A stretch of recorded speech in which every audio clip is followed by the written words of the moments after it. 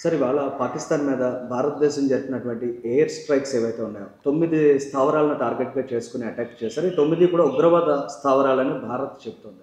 అయితే దీన్ని ఎలా చూస్తున్నారు? ఇవి సర్జికల్ స్ట్రైక్స్‌గా భావించాలా? లేక యుద్ధం దిశగా భారత్ అడుగు వేసిందనుకోవాలా? అంటే ప్రిపేర్డ్‌నెస్ అనేది వార్ ప్రిపేర్డ్‌నెస్ యుద్ధానికి ప్రిపేర్ అయి ఉన్నప్పటికీ కూడా ఇంటర్నేషనల్ ఒపీనియన్, ఇంటర్నేషనల్ రిపర్కషన్స్ అన్నీ క్యాలిక్యులేట్ చేసుకుంటారు. India is never an aggressor. So ఇక్కడ ఏంటంటే దీన్ని సర్జికల్ స్ట్రైక్స్ కానీ ఇనీషియల్గా ఇది సర్జికల్ స్ట్రైక్స్ కానీ భావించాలి. ఈ సర్జికల్ స్ట్రైక్సే ఉగ్రవాద స్థావరాలనే భారతదేశం కొట్టింది కాబట్టి, భారత మిలిటరీ కొట్టింది కాబట్టి ఇంటర్నేషనల్ రిపర్కషన్స్ కూడా పాజిటివ్గానే ఉంటాయి. ఎందుకంటే ఎవరు చూస్తూ ఊరుకోరు కదా అని చెప్పేసి దీనికి ఇంటర్నేషనల్ రిపర్కషన్స్ పెద్ద వ్యతిరేకంగా ఏముండవు. ఇనీషియల్గా ఈ సర్జికల్ స్ట్రైక్సే. సార్ అంటే గతంలో ముంబై అటాక్స్ అవి జరిగినప్పుడు కూడా చూసాం మనం. కానీ ఇప్పుడు పహల్గామ్ అటాక్ జరిగింది. కానీ ఆ సమయంలో యుద్ధం జరుగుతుందనేటువంటి వాతావరణాన్ని మాత్రం మనం గమనించలేకపోయాం. కానీ ఇప్పుడు ఇంత తీవ్రమైనటువంటి పరిస్థితి వచ్చింది. దీనికి గల కారణాలు ఏంటంటే? సో 2008లో కూడా 25,000 మంది సైన్యాన్ని అక్కడ మొబలైజ్ చేయడం జరిగింది. దాన్ని ముషారఫ్ కూడా అప్పుడు ఖండించారు ఓపెన్గా. ఎందుకు ఇంత చేస్తున్నారు? అది నాన్ స్టేట్ యాక్టర్స్. కాశ్మీర్ కావాలనే వాళ్ళు అంతా ప్రభుత్వం ప్రేరేపించిన వాళ్ళు కాదు. నాన్ స్టేట్ యాక్టర్స్ ఏవో చేస్తుంటే మీరు ఇంత మోహరించాల్సిన అవసరం లేదు, మీరే ఎస్కలేట్ చేస్తున్నారు సిచ్యువేషన్ అని అనడం జరిగింది. అప్పుడు ఇంటర్నేషనల్ ప్రెషర్ చాలా ఉంది. ఇక ఒకవైపు సివిల్ న్యూక్లియర్ డీల్ ప్రాస్పెక్ట్స్ అంటే ఇంటర్నేషనల్గా కూడా ఇండియా కొంత ఐసోలేషన్కి న్యూక్లియర్ టెస్ట్ వాళ్ళు ఉంది కాబట్టి ఆ సివిల్ న్యూక్లియర్ డీల్ ఇలాంటి దృష్టిలో పెట్టుకుని ఫర్దర్ ఎస్కలేషన్కి భారతదేశం ముందుకు వెళ్ళలేదు. కానీ ఈరోజు పరిస్థితులు వేరు. ఈరోజు పరిస్థితులు ఇండియా సీరియస్గా తీసుకోవడం కారణం ఏంటి అంటే ఇప్పుడు ఆల్రెడీ మొన్న ఈ బాలాకోట్ కానివ్వండి ఇలా సర్జికల్ స్ట్రైక్స్ జరిగినప్పటికీ కూడా ఇంకా ఛాన్సెస్ తీసుకుంటున్నప్పుడు ధీటైన సమాధానం ఇవ్వాలని ఉంటుంది. నెక్స్ట్ మోర్ ఓవర్ ఏంటంటే ఆర్టికల్ 370 అబ్రగేట్ అయిన తర్వాత అక్కడ నెలకొన్నటువంటి పరిస్థితులు, శాంతియుత వాతావరణం, పెట్టుబడులు, ఎంప్లాయ్మెంట్ క్రియేషన్ ఇలాంటి అన్నీ జరుగుతున్న పరిస్థితులు, నెక్స్ట్ టూరిస్ట్ ఇండస్ట్రీకి బూస్ట్ రావడం. సో ఇలాంటి పరిస్థితులతో ప్రోగ్రెస్ అవుతున్న పరిస్థితుల్లో ఇది ఎలాంటి సంకేతాలు పంపుతుంది? టూరిస్ట్ని ఎవరిని రావద్దని చెప్పేసి మళ్ళీ యూత్ని అందరినీ ఇంక పెట్టుబడులు వద్దు ఏమొద్దు, యూత్ని అందరినీ మిలిటెన్సీ వైపు. సో చాలా రిగ్రెసివ్ పరిస్థితులు కల్పిస్తుంది ఈ స్ట్రైక్స్. మామూలుగా చాలా రిపర్కషన్స్ ఉన్నాయి. ఆ కాశ్మీర్ ఎకానమీ మీదే రిపర్కషన్స్ ఉన్నాయి దాని. సో అందుచేత ఏంటంటే ధీటైన సమాధానం ఇవ్వాల్సిందే. ధీటైన సమాధానం ఇవ్వకపోతే ఇలాంటివి మళ్ళీ ముందు ముందు జరుగుతాయి. కాబట్టి ఒక ధీటైన సమాధానం ఇవ్వడం అంటే మిలిటరీ కానీ గవర్నమెంట్ కానీ దీన్ని సపోర్ట్ చేయొద్దు దీన్ని అని ఒక ఉద్దేశంతోనే ఈ స్ట్రైక్స్ అనివార్యమయ్యాయి. సార్ అయితే ఇప్పుడు పాకిస్తాన్ ఏం చెప్తుందంటే ఈ స్ట్రైక్స్ తర్వాత ఖచ్చితంగా ప్రతీకార దాడులు ఉంటాయని పాకిస్తాన్ చెప్తుంది. దాన్ని ఎలా చూడొచ్చు? అంటే ఇది రానున్న రోజుల్లో యుద్ధం దిశగా దారితీసే పరిణామాలు కనిపిస్తున్నాయా? అంటే దీనికి ఇప్పుడు ఇంటర్నేషనల్ ప్రెషర్స్ చాలా ఉంటాయి. భారతదేశంతో యుద్ధం జరిగి భారత్ స్టాక్ ఎక్స్చేంజ్ పడిపోయి ఇక్కడ పెట్టుబడుల్లో డిస్టర్బెన్స్ వచ్చిందంటే చైనాకే అది నష్టమే. చైనీస్ ఎకానమీ కూడా దెబ్బతింటుంది. 80% ఇప్పుడు వాళ్ళకి మనకి ఉన్న ట్రేడ్ ఈక్వేషన్స్లో చూసుకుంటే 80% వాళ్ళవి, 20% మనం 20% ఎక్స్పోర్ట్ చేసి 80% వాళ్ళ దగ్గర నుంచి ఇంపోర్ట్ చేసుకుంటాం. సో పరిస్థితులు అలా ఉండవు కదా. అలా అమెరికాకు కూడా నష్టమే. సో ఏంటంటే అమెరికా భారతదేశాన్ని చైనాకు ఒక ధీటైన దేశంగా దీన్ని స్ట్రెంథన్ చేయాలనేటువంటి ఒపీనియన్ ఎప్పుడు అమెరికాకు ఉంది. అందుకే సివిల్ న్యూక్లియర్ డీల్ చేసి ఇండియాని న్యూక్లియర్ పరంగా ఇంటర్నేషనల్ ఐసోలేషన్ నుంచి తప్పించాలని అమెరికా ప్రయాసపడింది. సో భారతదేశం వీక్ అవ్వడం అనేది అమెరికాకి నచ్చదు. ఎందుకంటే జియోపొలిటికల్ ఈక్వేషన్స్ దెబ్బతింటాయి ఇక్కడ. అందుచేత ఏంటంటే ప్రతి వార్ జరిగినప్పుడు కూడా ఇంటర్నేషనల్ ప్రభావం, అంతర్జాతీయ ప్రభావం ఉంటుంది. అమెరికా ప్రభావం దీని మీద ఖచ్చితంగా ఉంటుంది. కాబట్టి ఇది ఎస్కలేట్ అవ్వకుండా ఉండడం కోసమే ఈ దేశాలు ప్రయత్నం చేస్తాయని నేను భావిస్తున్నాను. సార్ ఈ పహల్గామ్ అటాక్ తర్వాత ఇవాళ జరిగినటువంటి ఎయిర్ స్ట్రైక్స్ తర్వాత ముఖ్యంగా పాశ్చాత్య మీడియా రియాక్షన్ చూసినట్లయితే వాల్ స్ట్రీట్ జర్నల్ కావచ్చు, న్యూయార్క్ టైమ్స్ కావచ్చు, కొంత పార్షియల్గా పాకిస్తాన్ వైపు మాట్లాడుతున్నారా వాళ్ళ వాయిస్ అనేటువంటి అభిప్రాయం కలిగించే విధంగా ఉంటుంది. అంటే ఇది ముఖ్యంగా అమెరికా యొక్క ధోరణికి కూడా అద్దం పట్టే అవకాశం ఉందా లేదా బ్రిటన్ వంటి దేశాల యొక్క ఆలోచనలకి? ఇప్పుడు బ్రిటన్ నిన్నే ట్రేడ్ డీల్ చేసింది. సో ట్రేడ్ విషయంలో అందరూ భారతదేశం మీద ఎంతో కొంత ఆధారపడ్డారు. సో ఇది ఫుల్ స్కేల్ ఇప్పుడు వారు రెచ్చగొట్టరు. ఇంటర్నేషనల్ మీడియా ఎవరు కూడా వాళ్ళు రెచ్చగొట్టరు. దీన్ని శాంతియుతంగా పరిష్కరించాలనేటువంటి స్టేట్మెంట్సే ఇస్తారు. ఫుల్ స్కేల్ వార్గా భారత్ దిగినా కూడా భారతదేశానికి నష్టమే కదా. సో భారతదేశానికి నష్టం అయినప్పుడు వాళ్ళందరికీ నష్టం జరుగుతుంది. ఇప్పుడు రిలేషన్స్ అన్నీ కూడా ట్రేడ్ రిలేషన్స్ మీద నడుస్తుంది, ట్రేడ్ మీద నడుస్తుంది ప్రపంచం. సో ప్రోత్సహించి మరింత మీరు చేయాలి అనేటువంటి సంకేతాలు రాకూడదు. అలాంటి సంకేతాలు వస్తే మళ్ళీ పరిస్థితులు వేరైతే నష్టం వారందరికీ. సో కాబట్టి అంటే కించిత్ సింపథెటిక్గా మాట్లాడవచ్చు, భారత్ను తగ్గమనొచ్చు, అలా అని చెప్పేసి వాళ్ళను కూడా తగ్గమనే చెప్తారు. సో ఏంటంటే ఈ ట్రేడ్ రిలేషన్స్ దెబ్బకు తినకుండా, లాసులు రాకుండా ప్రపంచం చూస్తూ ఉంటుంది.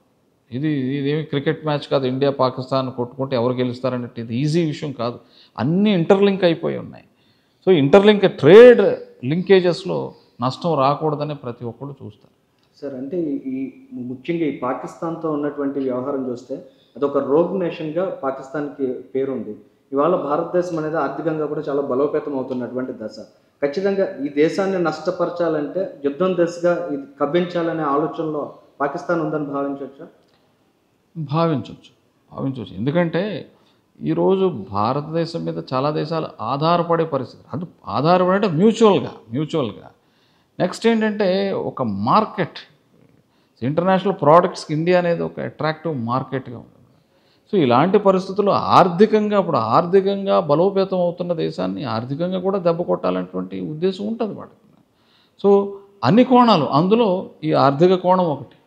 ఆర్థికంగా ఇప్పుడు పెహల్గాంలో జరిగినట్టయితే ఇప్పుడు కాశ్మీర్కి నష్టపరిచారు. కాశ్మీర్ ఎంప్లాయ్మెంట్ వైపు యూత్ వెళ్తున్నారు, అది జరగకూడదు.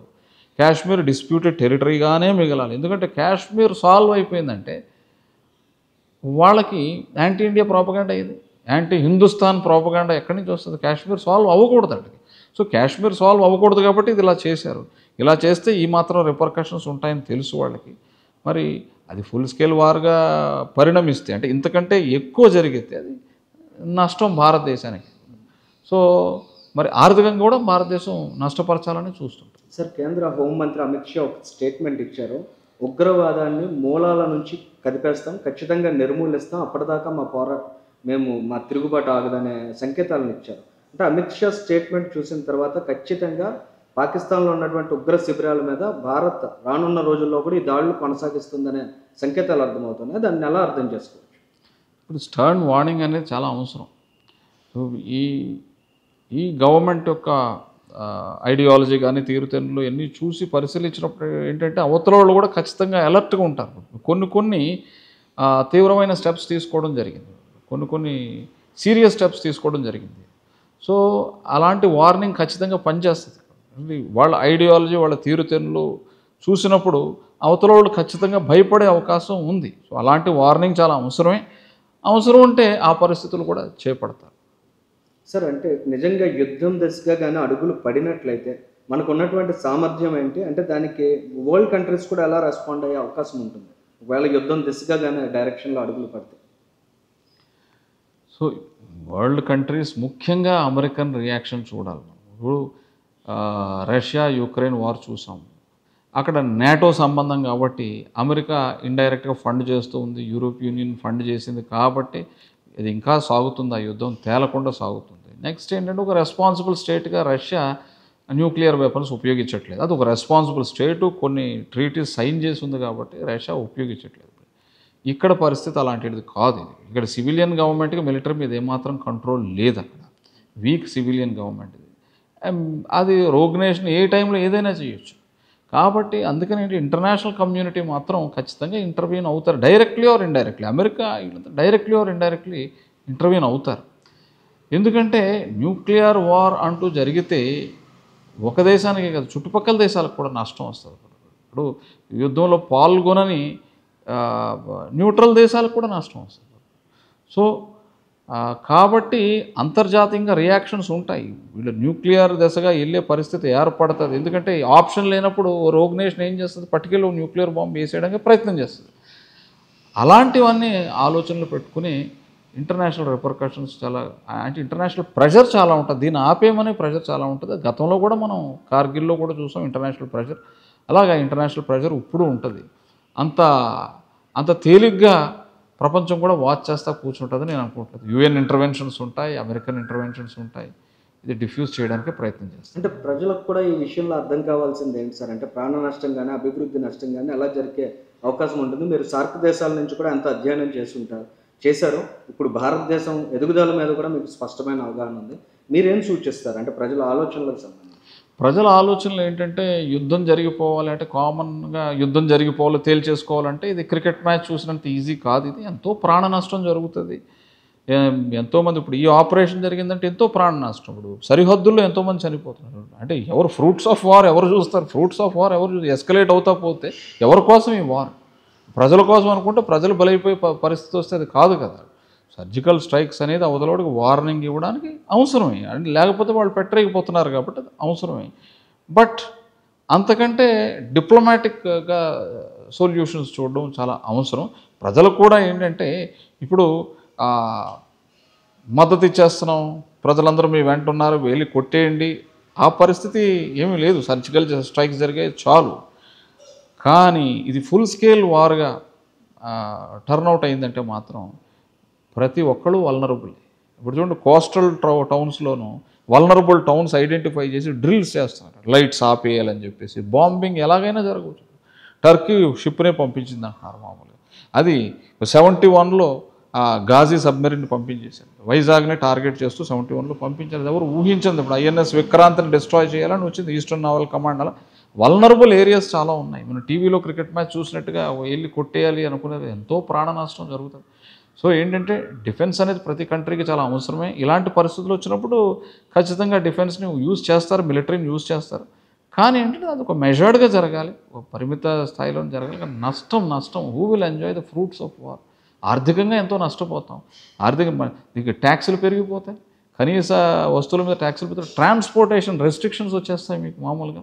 క్యాసకేడింగ్ ఎఫెక్ట్ అంటారు. ఇప్పుడు లారీలు ఆగిపోయాయి, ట్రైన్స్ ఆగిపోయాయి, గూడ్స్ ట్రైన్స్ ఆగిపోయాయి. మిలిటరీ ఎక్విప్మెంట్కి, మిలిటరీ పర్సనల్కి ఎక్కువ ప్రిఫరెన్స్లు ఇస్తారు, చాలా స్పీడ్గా వెళ్ళిపోవాలి ఇక్కడి నుంచి. సో ఇలాంటి పరిస్థితుల్లో క్యాసకేడింగ్ ఎఫెక్ట్, ఆర్థికంగా విపరీతమైన భారం పడుతుంది. అప్పుడు కార్గిల్ సెస్ అని చెప్పేసి ప్రతిదాని మీద కార్గిల్ సెస్, ఏ ఆర్టీసీ టికెట్ల మీద కూడా కార్గిల్ సెస్ అని. సో ఇది భారం అయిపోతుంది. కోవిడ్ టైంలో మనం ఎలాంటి భారాన్ని అయితే మనం భరించామో, అప్పుడు చూసాము, అలాంటి పరిస్థితులు వస్తాయి. అంత ఈజీ కాదు. ఇప్పుడు ప్రతి వార్ ప్రతి న్యూక్లియర్ ఆపరేషన్కి ఈ సర్జికల్ స్ట్రైక్స్కి మీరు చూసినట్లయితే ఇట్ ఎంటైల్స్ హెవీ కాస్ట్. ఊరికే జరిగిపోలేదు, చాలా కాస్ట్. డిఫెన్స్ బడ్జెట్ 18% పెంచేసిందట పాకిస్తాన్ చెప్తున్నాను. 18% డిఫెన్స్ బడ్జెట్ పెంచింది అంటే మిగతా వాటిలో కట్ చేస్తూ పోవాలి. అక్కడ ఇప్పుడు మనం బడ్జెట్ పెంచేసేయాలంటే మిగతా కట్ చేస్తూ పోవాలి, ట్యాక్సెస్ వేసేయాలి. So are we ready to bear? Common man రెడీగా ఉన్నాడా మామూలుగా? సో మనకు వ్యాక్సిన్కే తిప్పలు పడ్డాం ఆ రోజులు. ఒక వ్యాక్సిన్కి స్టేట్ గవర్నమెంట్ చేయలేని పరిస్థితి సెంట్రల్ గవర్నమెంట్ సుప్రీంకోర్టు ఇంటర్వెన్షన్తో జరిగింది. సో అలాంటి ఆర్థికంగా చాలా ఈ క్రషింగ్ స్టేజ్ వస్తుంది. ఆ స్టేజ్ తెచ్చుకోకుండానే ఒకవైపు వార్నింగ్స్, ఇలాంటి surgical strikes, next international pressure buildup చేసి ఏదో పరిష్కారం మార్గంలో వెళ్ళాలనేది నేను భావిస్తాను.